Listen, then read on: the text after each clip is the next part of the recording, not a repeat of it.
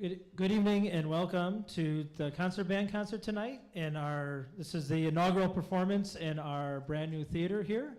Hopefully the seats are a lot more comfortable than previous years. And we have the balcony up there now, which is great. The concert band is one of two curricular ensembles that performs here at Shepherd High School. The other one is the Wind Ensemble. Their concert is next Wednesday. The seated before you is about 60 students, and they are ranging from freshmen all the way through seniors. They have been working very diligently since about October on most of this music. Some of it they've gotten in January. Two of the pieces that we will take the contest on February 27th. We're going to open the concert with one of those pieces. This is a John Philip Sousa march entitled The Quilting Party. And it comes from an old popular song from the 1880s called Aunt Dina's Quilting Party, which is the melody that's continued through there. I'm sure you're all intimately aware of that song. I'm certainly not. So this is The Quilting Party.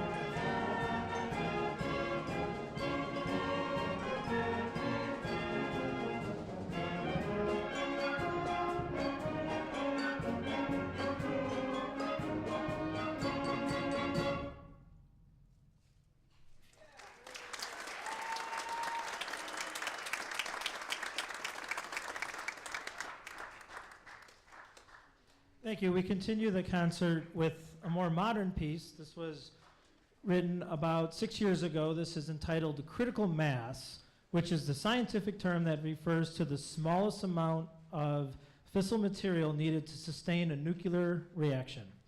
This work begins with explosive sounds and then launches upward through small melodic fragments, eventually ending in a full melody. It's written by a gentleman named Todd Stalter, who's actually a recently retired band director in Southern Illinois, someone that we've actually worked with in the past here at Shepherd. He's actually written some of our marching shows and stuff in the past. So throughout this piece, you'll hear what we call cluster chords, and in the music, it literally tells the performers, pick a note, any note, and play it. So if it sounds like beginning band, it's intentional, I promise.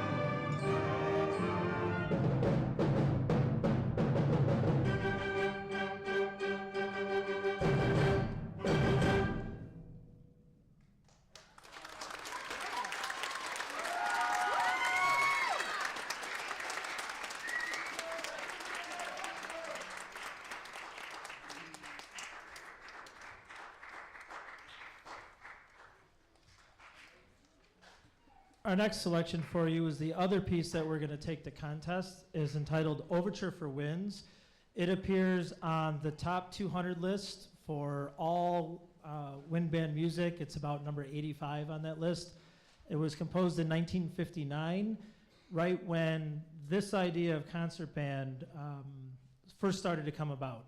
So prior to this, through the 17 and 1800s, community bands were literal marching bands made up of whoever had an instrument in a town. They got together and they played.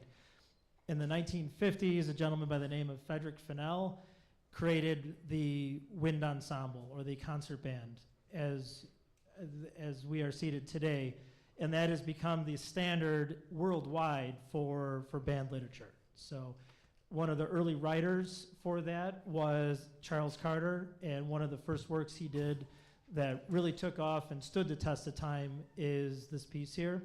It has a lot of short melodic ideas that get morphed and changed and passed around from instrument to instrument through the piece. We're excited to take this to contest. It's one of those pieces that every judge knows, so we have to play it well, or they're going to inform me via their comments on the tapes of how we did everything wrong. So here we go.